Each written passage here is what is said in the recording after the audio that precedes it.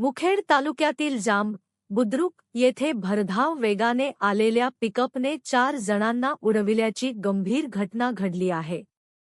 संबंधित पिकअप वाहनाचा क्रमांक MH26DE 3178 असा आहे. प्रत्यक्षदर्शींनी दिलेल्या माहितीनुसार पिकअप वेगात येत असताना रस्त्यावरून जाणाऱ्या नागरिकांना धडक दिली. या अपघातात 4 जण जखमी झाले असून त्यापैकी कदमबाई आणि शाहा पेंट दुकानाचे मालक यांची प्रकृती अत्यंत गंभीर असल्याचे समजते.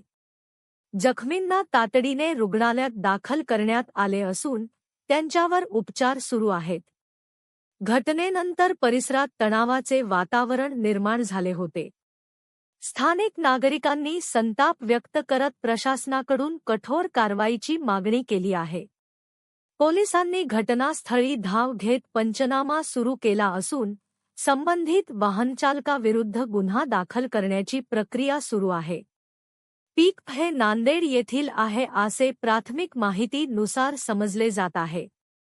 मुखेड पोलीस स्टेशन अंतर्गत जांब बुद्रुक बिट जमादार अंगद कदम साहेब, कॉन्स्टेबल वनामे साहेब व हासुळे साहेब हे आरोपींना पोलीस स्टेशन येथे हजर करण्यासाठी मुखेड येथील पोलीस स्टेशनकडे रवाना झाले आहेत. सध्या जखमींची प्रकृती चिंताजनक असून अधिक तपास सुरू आहे.